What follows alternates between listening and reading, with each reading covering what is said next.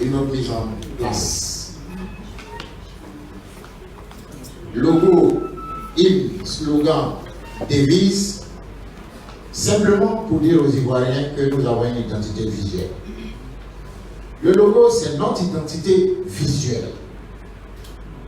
Vous voyez que dans ce logo, nous n'avons pas volé le logo d'un autre parti politique, comme certains l'ont fait. Certains ont volé le logo du PDCI, qui est une propriété historiquement de ce parti politique.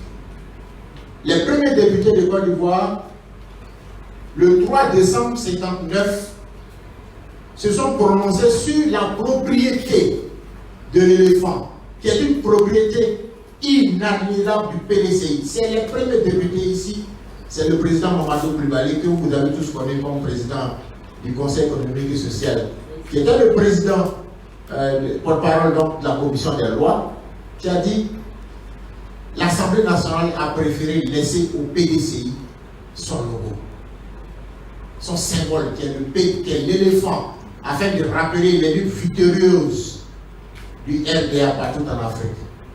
Mais il y a un parti politique qui est né en Côte d'Ivoire qui a volé le logo. Au niveau de GPS, nous avons décidé qu'il faut respecter la parole donnée. Et ça, nous avons une identité visuelle, c'est ce logo-là. Nous avons une devise, nous avons un slogan, et nous aurons, parce que vous ne l'avez pas encore entendu, une identité sonore qui sera l'hymne de GPS. Donc, rassurez-vous, en dehors des symboles de la République que certains n'arrivent pas à respecter, nous allons respecter et les symboles de la République, mais surtout, nous allons demander à nos militants de se référer à nos symboles qui annoncent des victoires éclatantes pour 2020.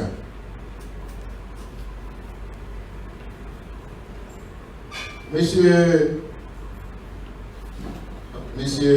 Eugène Yogoué de OP News a demandé à quand le retour du président. C'est ça?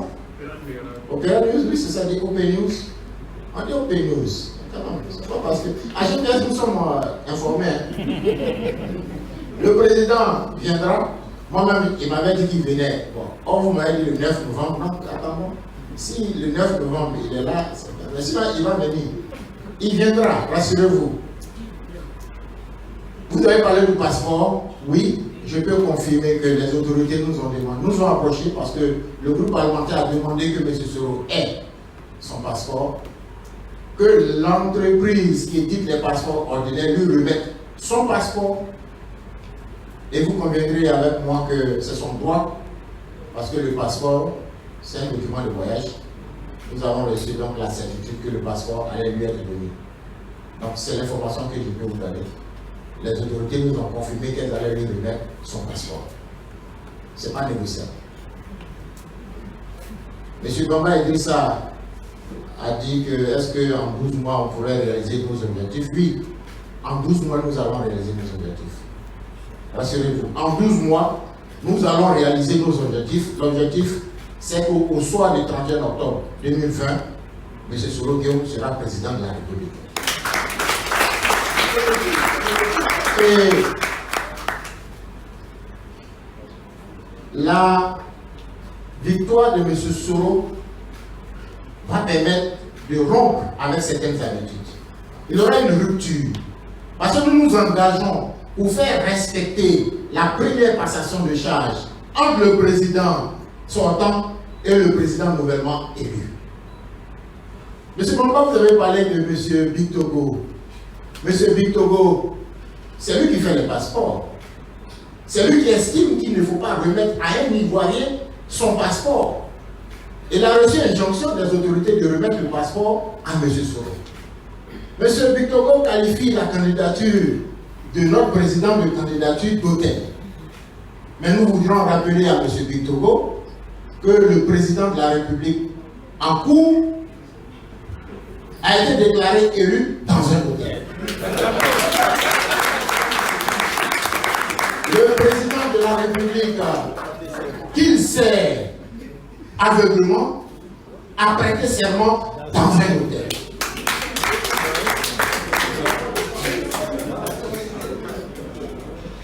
M. Victor Hugo devait comprendre qu'il faut se garder de se moquer des Ivoiriens.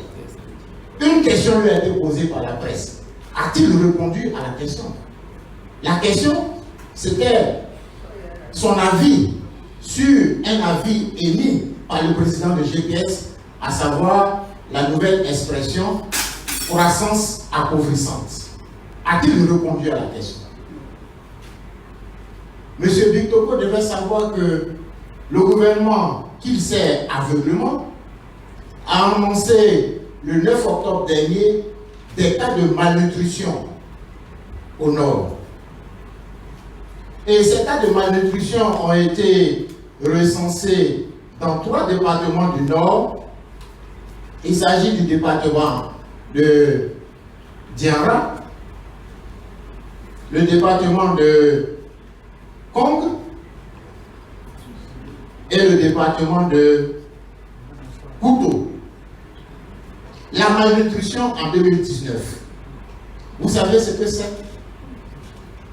C'est le signe d'une croissance appauvrissante dans un pays où on produit du coton, de l'anacarde, et justement ce sont les producteurs qui sont victimes de malnutrition.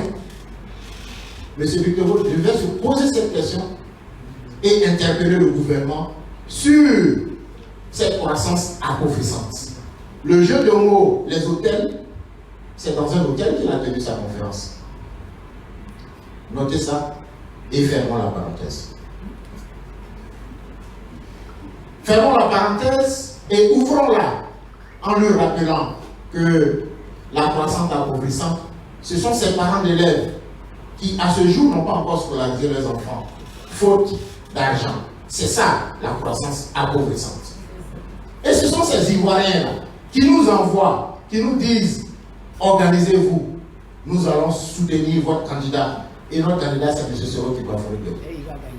M. Victor Hugo a été quand même conseiller de M. Soro. Il a oublié. Mais les Ivoiriens, dans leur majorité, ne l'ont pas oublié. Et nous lui donnons rendez-vous pour qu'il mette fin à la monopolisation des antennes de la RTI, afin que les Ivoiriens apprécient qui est au service de la Côte d'Ivoire.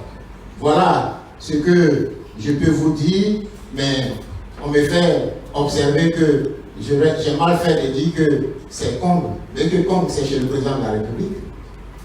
Couteau, c'est chez M. Bruno Koné, où il y a la malnutrition.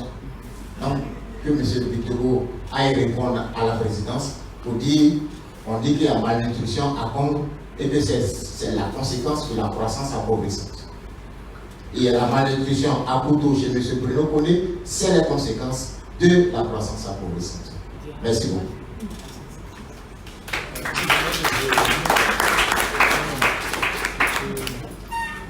S'agissant de M. Patrice Alégré, objectif des militants, non, nous n'allons pas faire comme certains. Nous disons que nous allons gagner l'élection dès le premier tour. C'est l'objectif que nous fixons.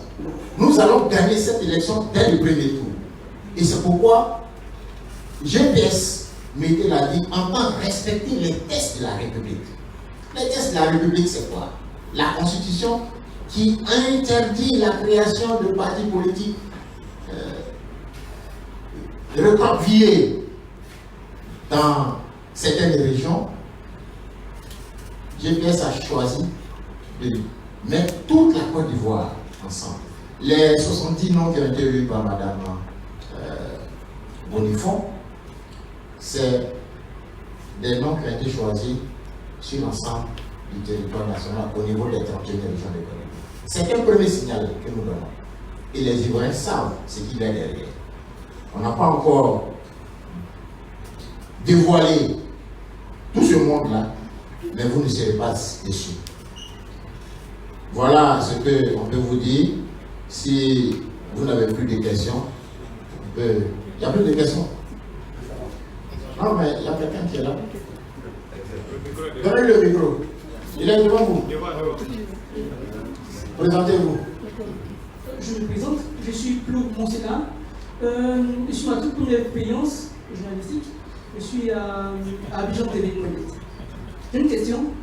Pendant que vous faisiez plus ou moins vous manifestez la joie de voir le président Soro à la présidentielle être élu. Il était comme ça dit, j'aurais entendu, voilà, qu'il sera élu, il sera le président de la République. Je voudrais oser peser mes mots et dire comme ça, et s'il arrivait que M. Soro Guillaume n'était pas président de la République, quelle serait votre réaction? Merci beaucoup. Quand on va à une élection, on va pour deux cas de figure. Premier cas de figure, on gagne, et M. Soro gagnera. Deuxième cas de figure, on perd. M. Soro ne perdra pas. Votre question nous permet de rassurer tous les Ivoiriens. À GPS, nous disons que nous voulons une élection transparente. Il faut une liste électorale. Il faut une commission électorale consensuelle. Il faut des organes d'arbitrage transparents, indépendants. Mais à ce jour, vous constatez qu'un parti monopolise tout, refuse tout débat, et nous attendons. Mais sachez que M. Soro ne boycottera pas l'élection présidentielle. Ça, il faut laisser ça. Il ne va pas boycotter l'élection parce que les Ivoiriens iront massivement au vote. Il a été ce Premier ministre qui a organisé l'élection en 2010. Au premier tour, nous avons eu un taux de participation de plus de 85%. Au second tour, nous avons eu un taux de participation qui était autour de 80%. Depuis 2010, vous n'avez pas encore vu les Ivoiriens se déplacer en chantant, en dansant. Mais en 2020, vous verrez les Ivoiriens heureux de sonner le départ du RHDP. Merci beaucoup. Il n'y a plus de questions.